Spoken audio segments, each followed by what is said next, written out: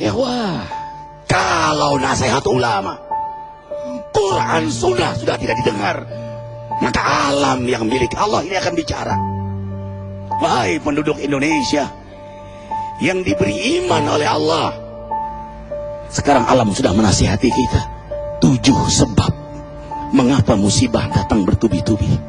Yang pertama, karena banyaknya maksiat. Surah Yasin ayat 19 yang kita baca setiap hari. Kemalangan terjadi, musibah terjadi, malapetaka terjadi karena dosa keterlaluan kalian kepada Allah. Yang kedua, karena banyaknya orang berbuat zalim.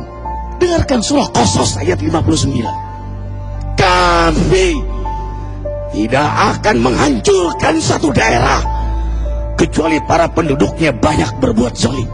Anak durhaka pada orang tua, istri yang berani kepada suaminya, perampok, pembunuhan di mana-mana. Ini mengundang bala bencana. Yang ketiga, mengundang bala bencana karena kelakuan tangan-tangan manusia. Rum 41. Telah tampak kerusakan di daratan dan lautan karena tangan-tangan jahil manusia, agar mereka merasakan akibat perbuatan mereka. Sebagian mereka merasakan akibat perbuatan mereka, agar mereka kembali kepada Allah. Yang keempat, bencana terjadi karena para tokoh melakukan kemaksiatan dan kezaliman. Dengarkan dengan iman, wahai penduduk Indonesia yang mulia, bila kami ingin menghancurkan suatu negeri, kami perintahkan para tokohnya untuk taat kepada Allah, tapi mereka maksiat, tapi mereka berbuat zalim, tapi mereka hianat kepadaku dan kepada makhlukku. Fahaqa alaihil qaul, maka haklah untuk mereka datang bala bencana seperti kaum Ad, kaum Samud, kaum Lut, kaum Nuh. Kami hancurkan sehancur-hancurnya. Siapa tokoh itu?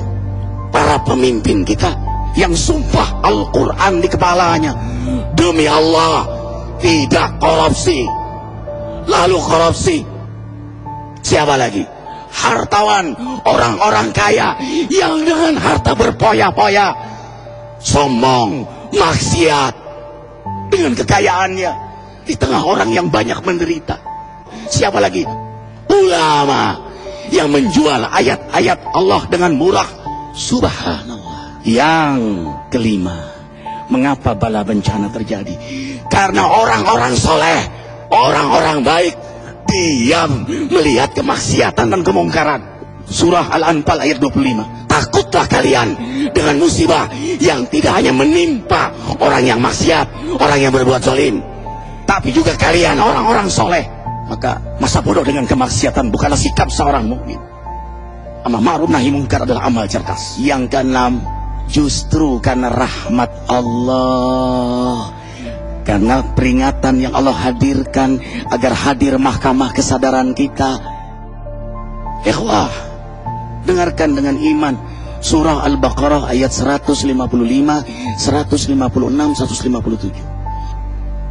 Kami pasti uji kalian dengan sesuatu yang buat kalian takut lapar, takut miskin, takut kematian. Tapi kabarkan berita gembira bagi hamba Allah yang sabar dari semua ujiannya, yang mereka berkata, sesungguhnya kami milik Allah dan sesungguhnya kami akan kembali kepada Allah. Yang terakhir, yang ketujuh, ada yang nanya, bagaimana yang maksiat yang selamat? Tenang-tenang saja.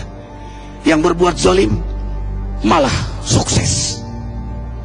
Di mana keadilannya? Allah Maha Adil. Dengarkan surah Hud ayat 15-16.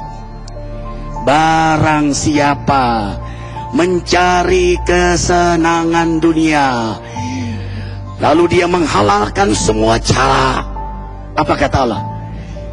Kami beri, tapi di akhirat tidak mendapatkan secuil pun kenikmatan, malah nikmat di dunianya menjadi bahan bakar azab untuk dirinya. Itulah istidrak. Lalu apa sikap kita sekarang? Orang beriman menjadikan peristiwa apapun sebagai jalan untuk mendekatkan